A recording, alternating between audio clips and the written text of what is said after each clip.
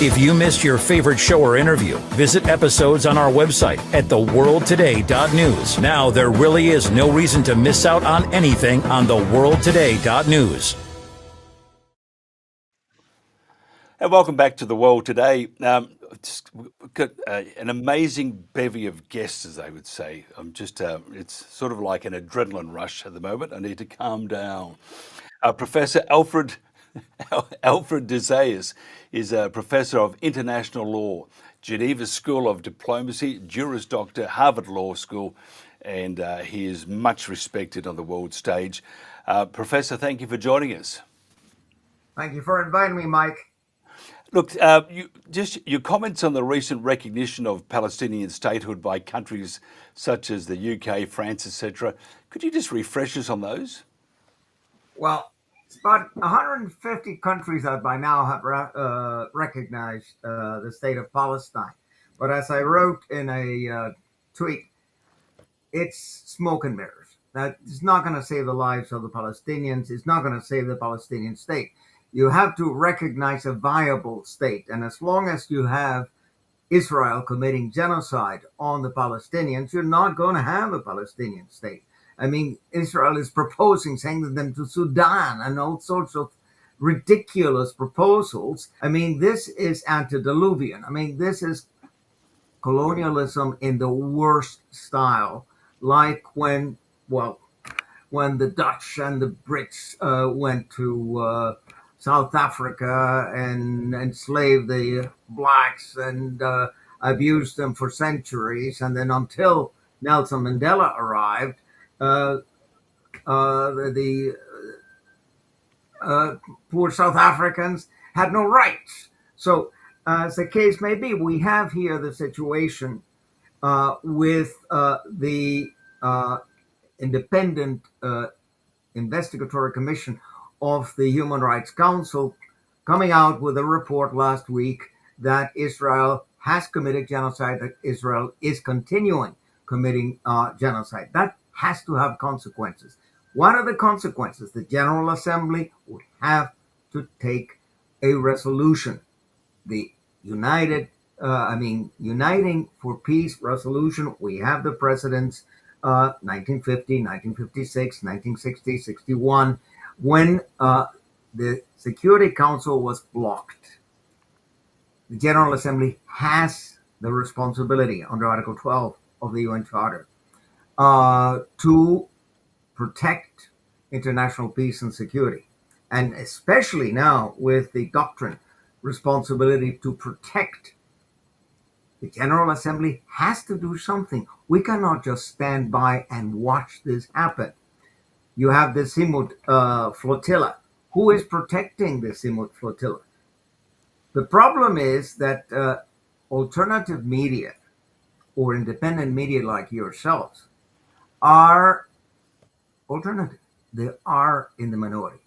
The New York Times, Washington Post, Wall Street Journal, CNN, BBC, the Times, the Frankfurter Allgemeine Zeitung, even here in Switzerland.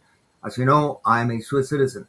I'm an American citizen, but I'm also Swiss, and I reside permanently in Switzerland. Well, the Neue Zürcher Zeitung puts out the same propaganda, the same public relations that the Israeli Foreign Office is putting out. I mean, they're selling this war on the Palestinian people, and I hesitate to call it a war. I just like to call it just plain, brazen, flagrant genocide. And that is what Navi Pillay, the former High Commissioner for Human Rights, said in her report. That is what Francesca Albanese, the Special Rapporteur on Palestine, has written. She's written at least a dozen reports, and it's very clear, there's no question, that under the Genocide Convention of 48, genocide has been committed, is being committed. But what are the consequences? The International Criminal Court issues arrest warrants against Netanyahu and his former Minister of War, Yuval Gallant. Well, have they been arrested? I mean, this arrest warrant is out there for nearly a year, and they're still at large. They're received with red carpet by Washington. They are received in the General Assembly, etc. I mean, do we have any credibility left? I mean, I've devoted 50 years of my life to the United Nations. I've worked in Victoria with the Office of Human Rights. I've been, of course, independent expert on international order. I continue working, as a matter of fact, I was last week 3 times on panel at the United Nations. I was in the special consultation on these unilateral coercive measures, etc., etc. I find that a lot of talk under the line. When I say action, I mean uniting the boots on the ground.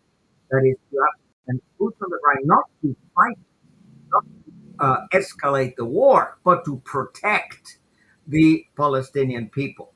I mean, Turkey, Iraq, Saudi Arabia, Egypt, Algeria should all send thousands of soldiers and humanitarian assistance in order to make sure that these people don't starve to death. We have a situation of starvation in Gaza. We have a situation in which every day dozens of people are being murdered, and children. I mean, you know Professor Norman Finkelstein from New York, who wrote a classic on Gaza back some 10 years ago. Now he's coming out with a new book called Gaza Grave Diggers that is supposed to come out later on this year. I had the opportunity of discussing peace in Gaza with former President Jimmy Carter, whom I very much admired. Here's his book, Palestine Peace, Not Apartheid. He has another book, We Can Have Peace in the Holy Land. Of course, we can have peace in the Holy Land, but not with Netanyahu. Netanyahu is an old style imperialist. He's an old style colonialist. The Israelis, or the Israeli state, emerged in 1947-48 out of terrorism. Don't forget all the Brits, about 100 of them, who were killed when the Zionist terrorist group Irgun blew up the King David Hotel in Jerusalem. Don't forget that the UN envoy, Count Fokke Bernadotte, was murdered by the Zionist terrorist group Lehi. Don't forget that when you almost had peace in Israel and Palestine, the peacemaker at that time, Prime Minister Yitzhak Rabin, was murdered by another Zionist terrorist. So you have a situation in which, as long as you have Netanyahu in power, as long as you don't have a regime in Jerusalem that is willing to abide by the International Court of Justice, by decisions of the International Criminal Court, by resolutions even of the Security Council, because at that time Trump was not in office and a number of resolutions did squeak through condemning Israel. Well, in any event, since 1967, Israel, Resolution 242, has been under an obligation to withdraw from the occupied territories. Now, that's 60 years ago, and they're still there. So we have lost in the United Nations practically all of our credibility because we just talk and do nothing.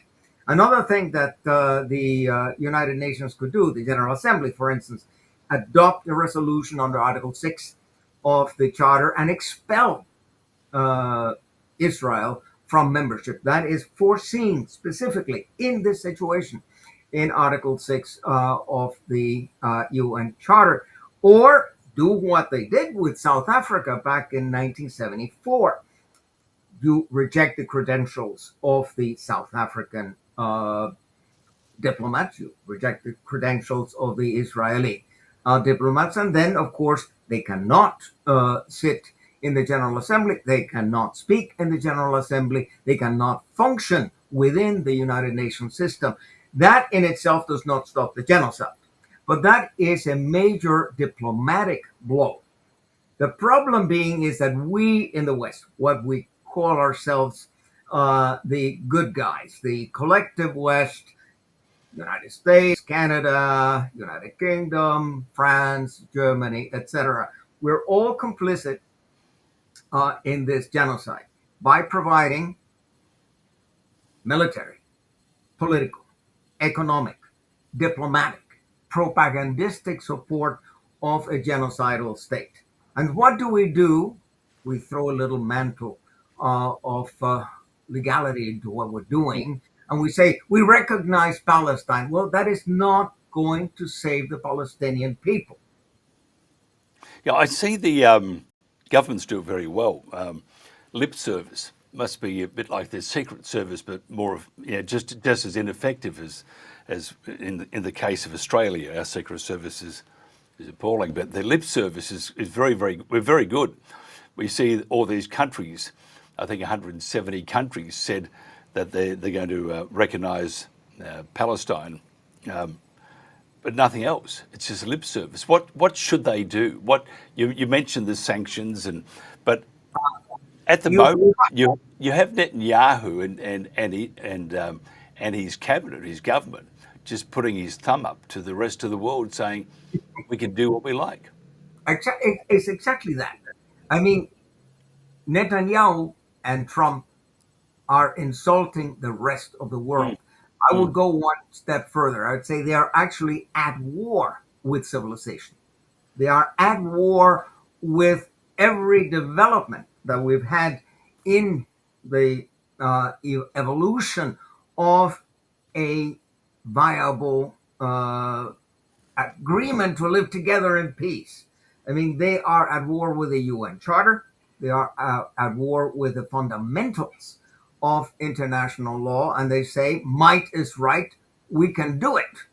And they cannot if we decide that we're going to resist.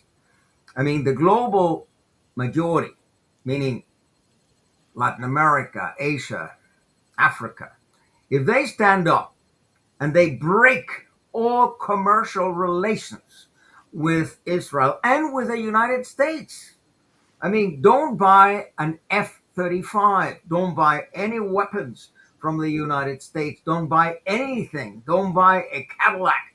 Don't buy a Dodge. Don't buy a Chrysler. Don't buy any American products. That hurts. You break commercial relations with Israel, that will make an impact. You break diplomatic relations. I mean, they are so arrogant and so sure of themselves that they will say, we don't care. Go ahead and do whatever you wish. But if we break commercial relations, then they do have to react.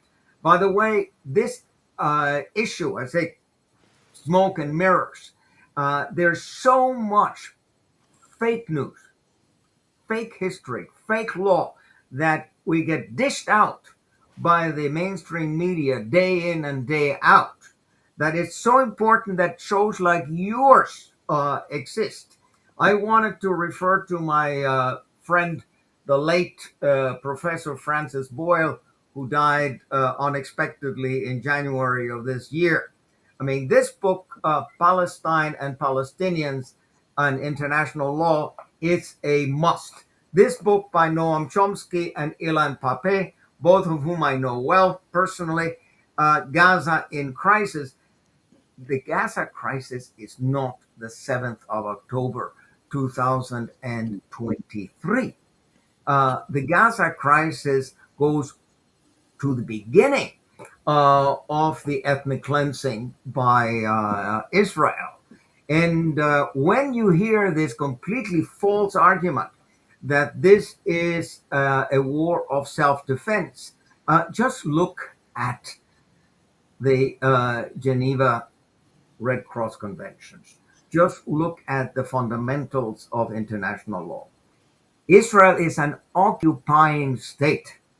An occupying state does not have any right of self-defense against the people it subjects oppresses and occupies. Mm. It is the occupied population that has the right of resistance against the occupier. This is like the Jews in May 1943 in the Warsaw Ghetto.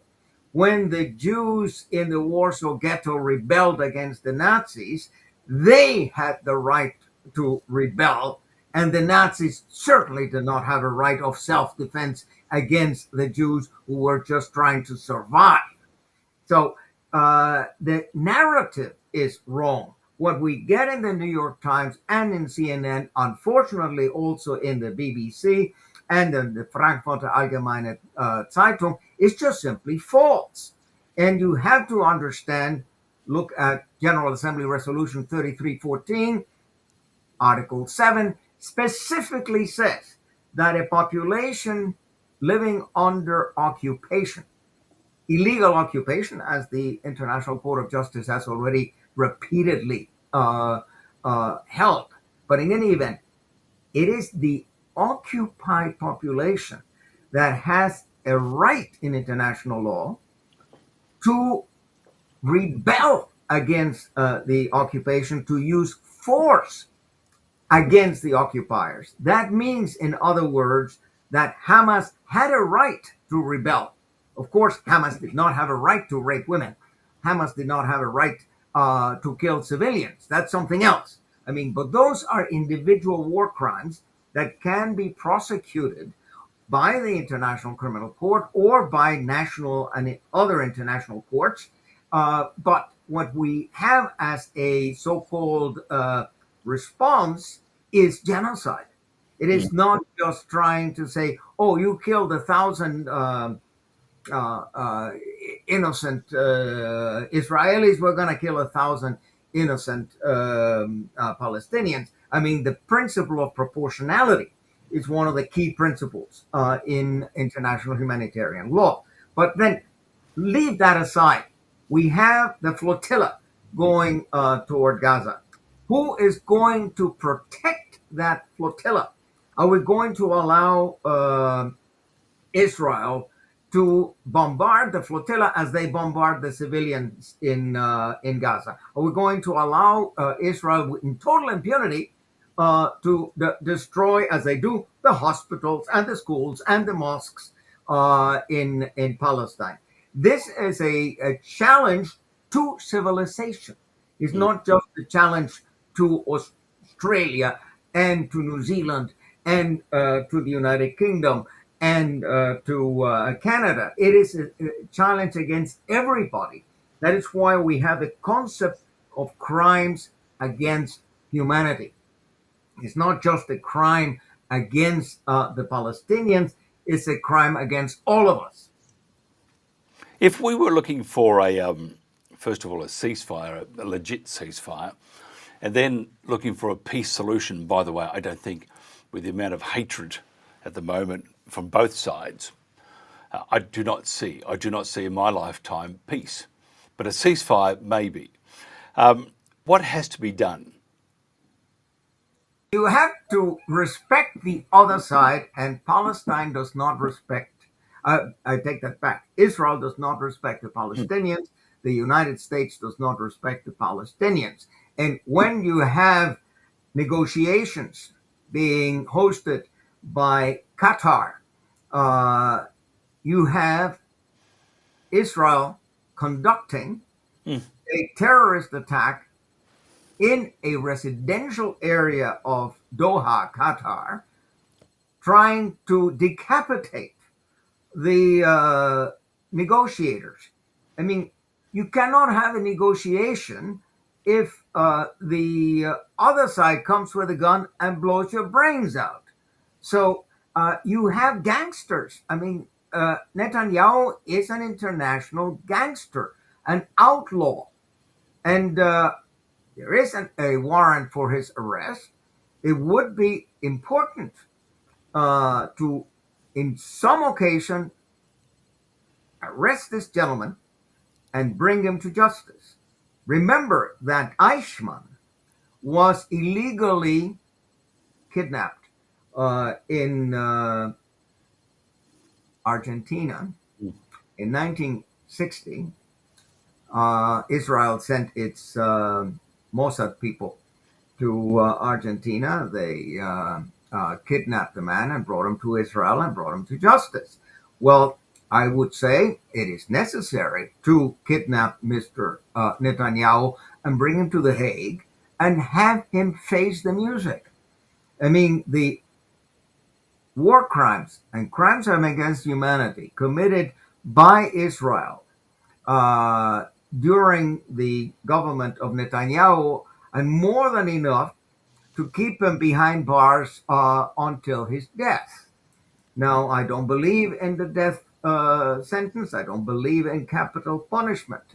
But if anybody ever deserved it, this gentleman did. And another thing that the General Assembly can do, I mentioned expelling Israel under Article 6 of the Charter. I mentioned taking away the accreditation of the um, Israeli diplomats. But if the General Assembly empowers all countries to adopt measures of retortion, countermeasures against Israel, if it encourages them to break economic relations with Israel, that can have an effect even without putting boots on the ground. I just mentioned boots on the ground because it is a favorite expression in the European Union in the context of Ukraine. And I say in Ukraine, you don't have a situation of a genocide, you have a situation of an internal war with, or rather a proxy war with the help of NATO. But what you do have in Palestine today is the continuation of the Nakba. And the Nakba started, as you know, in 1947, 48, when at that time 750,000 Palestinians were thrown out of the country. That, by the way, in violation of the Hague Conventions, of the Geneva Conventions, etc., etc. And the Geneva Conventions, Article 49, provides for the prohibition of expulsion of a civilian population. It also prohibits the settlement in that territory of your own citizens. So the whole settlement program of Israel, with the complicity, with the connivance of the United States, is a clear violation of Article 49 of the Fourth Geneva Convention of 1949. But of course, the United States does not care about international law. The United States and Mr. Trump, as you heard yesterday in the General Assembly, is just vituperating against the rest of the world, and he is just, it's surrealistic. Surrealistic, as if the United States had the right to tell other countries what to do. I mean, the United Nations Charter, which has Article 103, the supremacy clause, the United Nations Charter is the supreme law of humanity, of the world, and it is superior to every treaty, including the Treaty of the North Atlantic Treaty Organization, including the Treaty of the European Union, etc., etc. And all treaties have to conform to the UN Charter. But what do you do when you have a hegemon like the United States, and when you have a megalomaniac like Trump who says, I don't care? Well, it's, I didn't vote for him. You know, I'm an American, but actually I didn't vote for Kamala Harris either. I voted for Dr. Jill Stein. Dr. Jill Stein, a medical doctor and head of the Green Movement in the United States, who got less than 1% of the vote. But at least I cannot blame myself for the catastrophe that has come upon my country. It's, I must say, I'm a practicing Catholic, huh?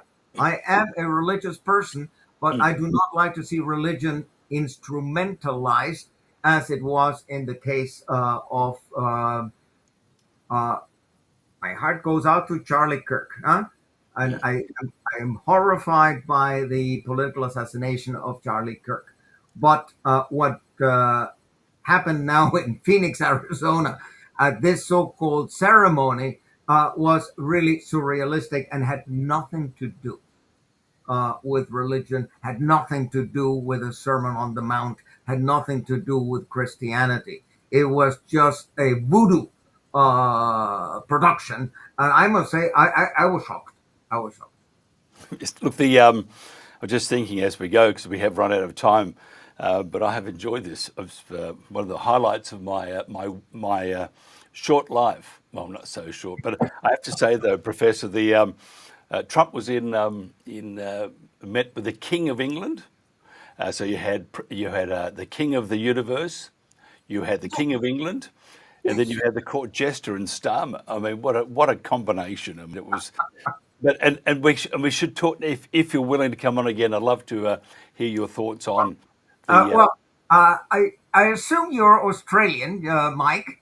I am, but we're a global audience. We have I spent 4 weeks this summer visiting close friends in Sydney. I was swimming with the whale sharks in Ningaloo on the west coast. I hired a plane, a Cessna, and flew over Lake Erie, which was full, totally full. It was exciting. And of course, went to the opera in Sydney. Carmen, a wonderful performance. I would say, you have a great country. If I were 20 years old, I would migrate to Australia. I love Australia. Well, it is changing, and again, we can have conversations about the deterioration of the West or the disassembling of the West, because we supposedly practice free speech, democracy, and so forth, and all they're trying to do is control the population. You have a program. Jeffrey Sachs can speak. John Mersheimer can speak. Norman Finkelstein can speak. At least that. And that is where my hope lies. Because, I teach and I have young students. And I must say, they are far better today than they were 10 or 20 years ago. They're far more critical. They ask far more questions. And if we give them the material, if we let them choose among the narratives, they will choose your narrative and my narrative. And they will not choose the narrative that they get in the New York Times. I'm sure of that. And there's another discussion. My book, Building a Just World Order. If they would only read it. It's very 500, nearly 600 pages. Well, actually, it looks good. I may invest in that myself. Love the color scheme. Professor, and I designed the cover. Here you have my latest, the human rights industry. Look at here, inspired by Charlie Chaplin's Modern Times. These are all these turning wheels. And which is a wheel that turns them all? This one. The United States turns Amnesty International, turns NATO, turns the United Nations, the European Union. It's all controlled. And the human rights industry, meaning the Office of the High Commissioner for Human Rights, is not the office that hired me under Theo van Boven back in 1980. I'm that old. I mean, the Office of the High Commissioner for Human Rights is in the service of the hegemon. It's in the service of who pays. And who pays? Brussels. So they do what the European Union wants us to do. Now, we do have to go. Otherwise, I'll keep talking because I'm enjoying it. And I talk more than you, but I get paid for it. Professor Alfred De Zayas, Professor of International Law, Geneva School of Diplomacy, a Juris Doctor, and Harvard Law School. I have to say thank you very much for your time. I am honoured, and thank you, sir. Me too. Thank you. Cheers. This is The World Today. If you missed your favorite show or interview, visit episodes on our website at theworldtoday.news. Our live shows are also on X, Facebook, YouTube, Rumble, Kick, and Twitch. Now there really is no reason to miss out on anything on theworldtoday.news. And we're back. Before we get into Ian Brighthope, and I have to commiserate because he is a Collingwood supporter. I can see him there. He's got the scarf wiping the eyes, but the rest of Victoria, not so much. Sorry, but that's later on. If you want to find out or want to see how the UN would like to rule the world, watch this clip, Cam. Fossil fuels are a losing bet. Last year, almost all new power capacity came from renewables, and the investment is surging. Renewables are the cheapest and fastest source of new power. They create jobs, drive growth, shield economies from volatile oil and gas markets, connect the unconnected, and can free us from the tyranny of fossil fuels. But not at today's pace. Clean energy investment remains uneven. 21st century grids and storage are not rolling out fast enough. And public subsidies, taking from taxpayer money, still flow to fossil fuels over clean energy by a factor of 9 to 1. Meanwhile, emissions, temperatures, and disasters keep rising. And those least responsible suffer the most. Science says limiting global temperature rise to 1.5 degrees by the end of this century is still possible, but the window is closing. The International Court of Justice has affirmed the legal obligation of states. We must step up action and ambition, especially through strengthened national climate plans. Tomorrow, I will welcome leaders to announce new targets. The G20, the biggest emitters, must lead, guided by common but differentiated responsibilities. But all countries must step up and do more as we head to the UN Climate Conference in Brazil. By accelerating action in energy, forests, methane and industrial decarbonization. By defining a credible roadmap to mobilize $1.3 trillion annually in climate finance by 2035 for developing countries.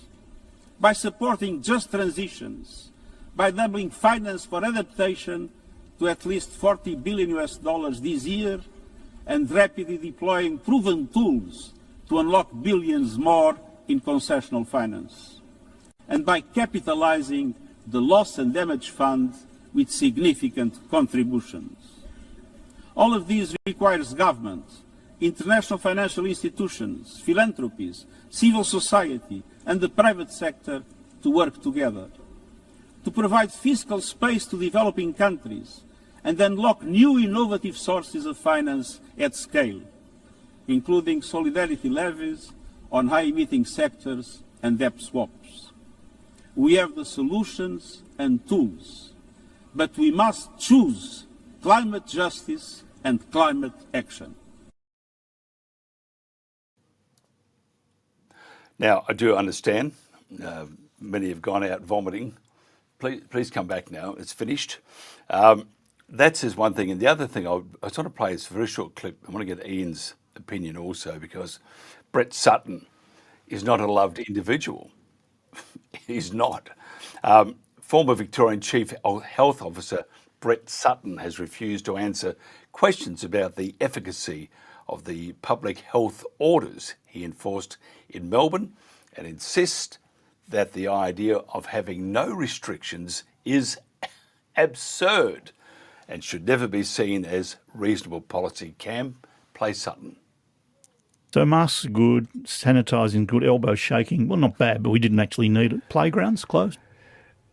Again, public health orders, I'm not here to talk about. The 5K limit, same thing? There are always choices to make, and people can argue over the specifics, but I'm not going to talk about public health orders. I understand that. But one thing that also surprised me there, I interviewed the then Chief Commissioner, Shane Patton, who said he didn't ask for it. I just wondered where it came from. No comment? No comment. Well, the big one, lockdown, because this is the controversial one. What did we learn about the effectiveness of lockdown? Does it work? There are different versions of that. There are different contexts in different countries of the world, and timing is everything again, and it depends on what your objectives are and when you institute it and how long you do it for and all of those elements. But the idea that we didn't need any kind of public health and social measures and we just needed to tell the elderly to stay at home for a year while the vaccine was being developed is absurd to me. I think you can manage public health and social measures a number of different ways, but it's pretty clear that if you've eliminated the virus across the country and you need to eliminate it in the last place where it exists so that we can all move about freely, then it's reasonable to have those social distancing measures, instituted, including lockdown. Okay, so there we have Brett Sutton. One reply on X said, enforcing restrictions without knowing anything about the virus, its transmissibility and lethality, and how lethal it is absurd, and Sutton is incompetent. Ian Brighthope, your thoughts? Well, thank you, Mike, and hello again. My thoughts are that the entire country went down the wrong track. They regarded this virus as a highly transmissible, dangerous virus that was going to kill so many people, according to the epidemiologists, millions of people. That was a nonsense, an absolute nonsense. The only people who were at risk of that virus were people over the age of 70, mostly over the age of 80, and the death rate from it was about 0.03%. Now, he talks about lockdowns. He was talking in terms of being in lockstep with the rest of the Western world, who were taking their instructions, I believe, from the World Health Organization. And what they did to the people of this country, and in particular Melbourne, where we had a lockdown for 262 days in total, was the most dangerous thing you could ever imagine doing to a society, especially taking children out of school for long periods of time. The whole idea of public health was basically treat the whole system as a medical system, and there was nothing that Sutton said that made any sense about making people healthy and being able to resist this virus. It made me so frustrated and angry, and now we are dealing with the outcomes, not only the psychosocial problems in the community and the children and the teenagers and the behaviour and psychiatric problems, but we're dealing with long COVID, and we're dealing with vaccine reactions that are damaged or have damaged so many people, if not killed so many as well. So the entire management, a plan of management, was a basket case from the beginning. And Brett Sutton owes Australians, at least Victorians and Melburnians, a serious apology for what he did. Just looking at that, two things that struck me. One, I thought that for the years Neil Mitchell's been doing this, that was a pathetic interview. Secondly, and part of that, the questioning from Neil Mitchell, there was no accountability. There was no pushback. Oh, what about lockdowns? They were despicable. They destroyed people's lives. The mask rule, they knew it didn't work. The social distancing, they knew that didn't work either. Yet they just went on, and there was no accountability. I'm not going to talk about it. Well, he has to talk about it. I mean, he and the government he worked for implemented these draconian measures that destroyed people's lives and destroyed not only Victoria, but it destroyed all of Australia. And we haven't come back. That's right, Mike. I think we really do need accountability.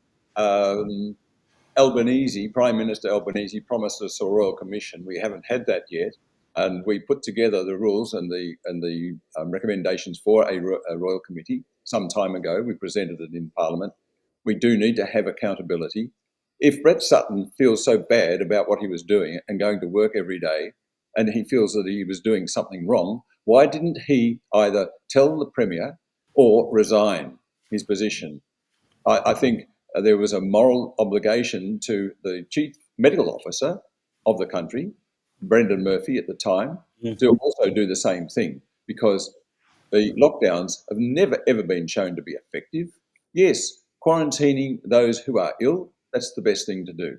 But the evidence for things like early treatment and vitamin D in particular, vitamin D, if we'd been tested and our levels all brought up to a reasonable level, it would have protected everybody virtually from the infection. Vitamin D is the most powerful antibiotic, antiviral agent that one can imagine.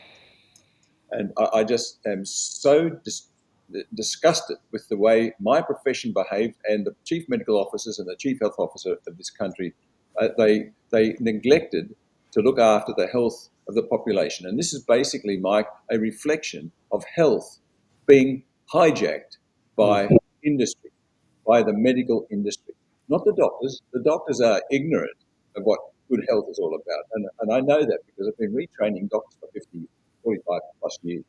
And you know that there are doctors now who realise how things went so badly wrong, and there are doctors looking at integrative healthcare, integrative medicine, that are wanting training in these areas, whereby we don't have to repeat the stupidity of the 2020 COVID dilemma and catastrophe that was created by our so-called leaders. And I'm referring here also to our politicians of the time.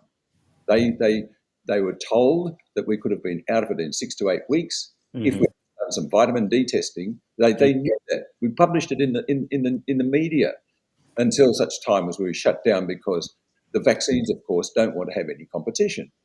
It's money. Yeah, it's very interesting. And the same elite cabal who dictated on the COVID response, they're all, I'm sure a bunch of those have become alcoholics now because of Donald Trump becoming president, and they're trying to, a couple of extra sherries for breakfast or whatever. But Robert Kennedy Jr. and Trump are certainly creating some interest, you might say, from the global medical community. The latest being the Tylenol, which, I mean, he's not saying don't take it. He's saying be very careful of though, and we're going to put a warning on it. I mean, surely that seems like common sense, Ian.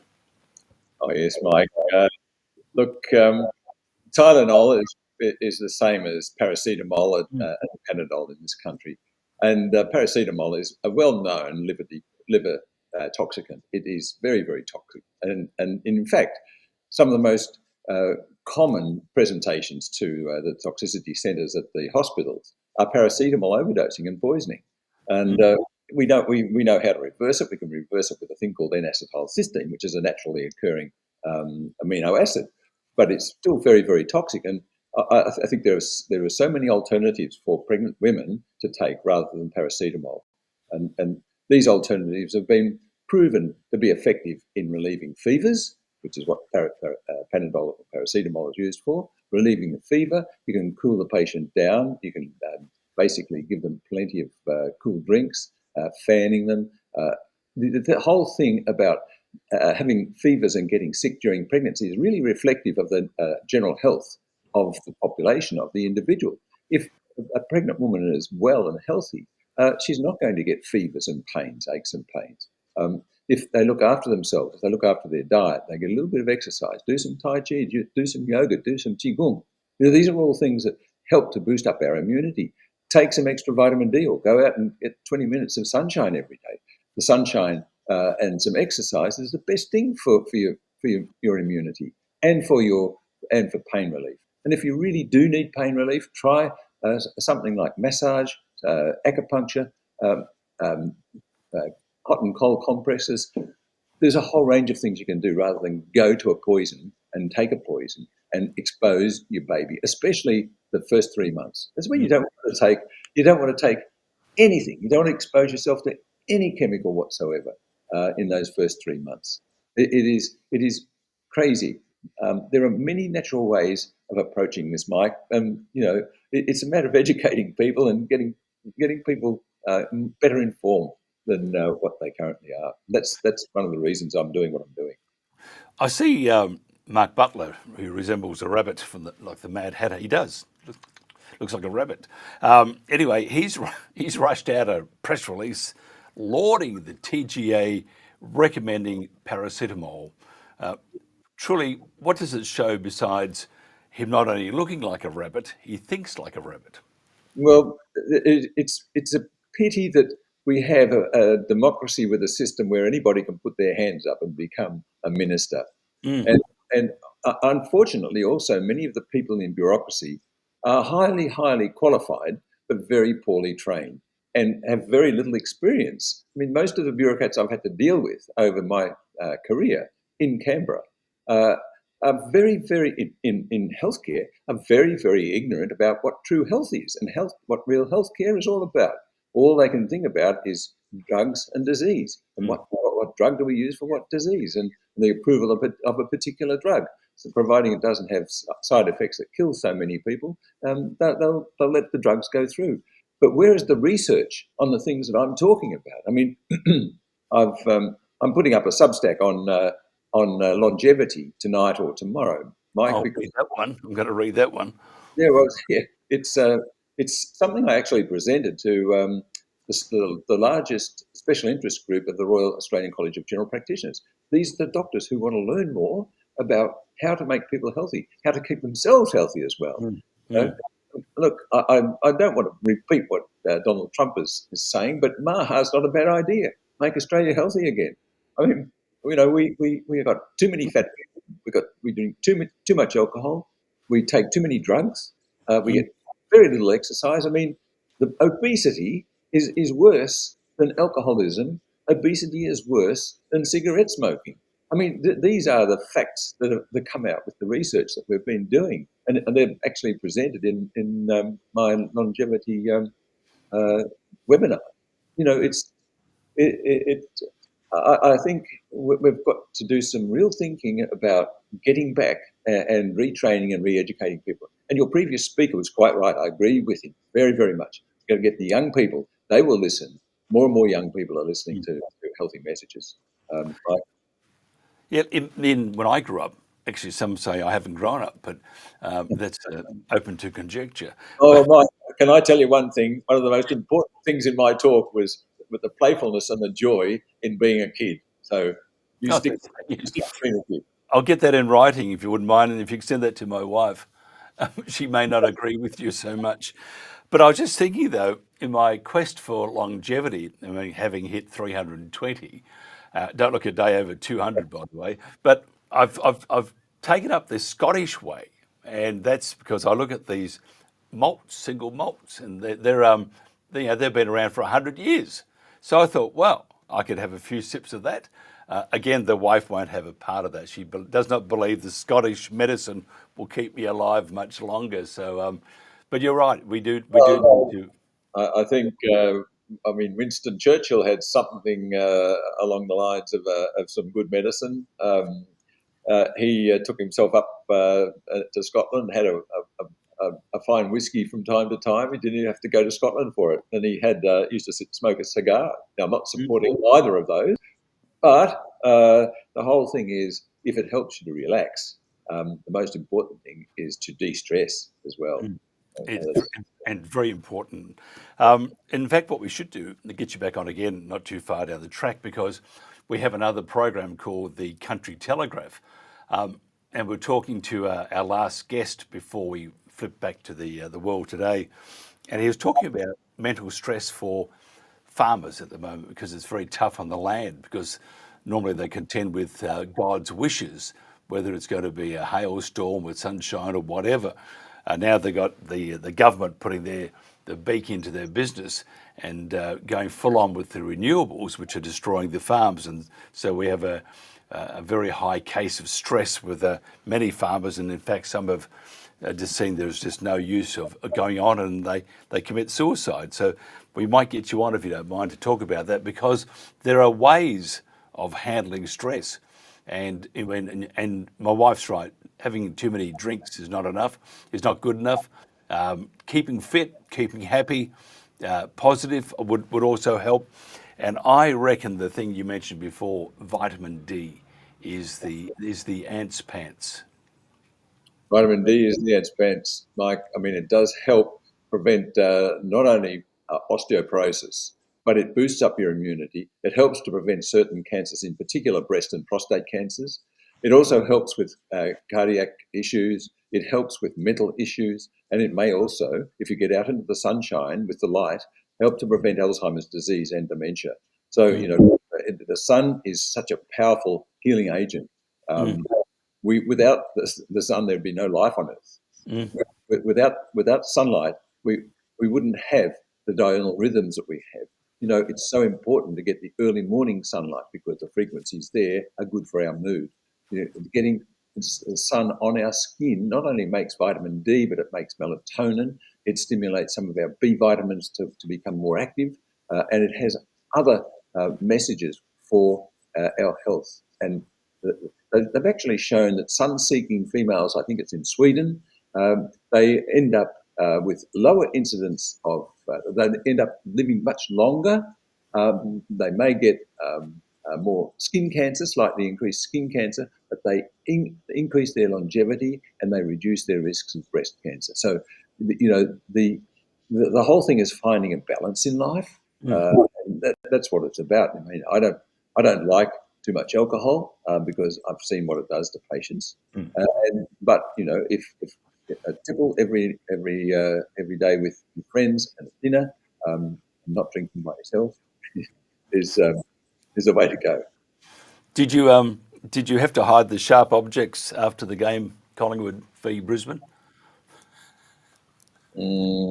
I did.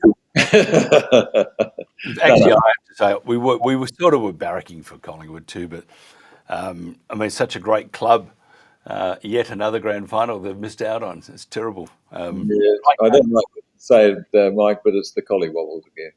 Yeah, it is, isn't it? Yeah. Although with my club, St Kilda, we're looking for new excuses. Although we are stealing players from everybody else, so we might do okay next year. Right. Ian Brighthope, truly a great conversation again. If you don't mind, I'll get Jen to contact you, and we can get you on with this farmer guy, brilliant person, and talk about stress and maybe offer some solutions to people on the land, because it's and the program's also international, so they're doing it very tough in the UK too with the inheritance tax, which is 20%. So if you've got a property that's worth 3 million that was handed down to you, and you're the fifth generation, well, you didn't pay that money for it. You're just lumbered with this great chunk around you, this anvil around your neck. They're going to find 20%, and most farms don't make 3 or 4% of that. So they're in real trouble. And so I think the farming community, I think it's first cab off the rank, because if they go, the rest of the country goes too. Ian, and they get plenty of sunshine though. They get all the sunshine they want, probably too much of it. I've got a huge respect for farmers. I had interest in a property. I did agricultural science before I did medicine. And I know what's going on to some extent, because there's a chap called Wade who is travelling around. Yes, the Billboard Battalion. Yes, that's right. Yeah, good guy. He's a very good guy, and it's we didn't realise we decided to do that this hour every day for the farming community, both UK and Australia and other countries, of course, because it dawned on us that it has just completely backflipped, and you have this. It is a battleground. It's a terrible situation to put people through, and I think government, you look at the medical fiasco with COVID in Australia, I think government's got a lot to answer for. Accountability, I don't think that will be ever held accountable. Look at Dan Andrews. Yeah. He's footloose and fancy free. Well, And we have to get rid of it, Mike. I think that the best thing to do is to help the organisations that we're part of. The Aligned Council of Australia. I mean, we've got 1.85 million people there. We've got to build it up before the next election, and it's so important that people, are aware of the various organisations that are working towards changing. Absolutely. Yep, totally agree. You'll be probably downloading the lyrics to the Lions Football Club song for the grand final. Not. I better leave it there, Ian. Otherwise, it doesn't look good. The guest walking out of me. There we are. Look at that. There's somebody. There's Cam in the background. Professor Ian Brighthope, Welders founder and friend of the station, friend of ours too, and speaks a lot of sense. Thank you very much, sir. This is The World Today.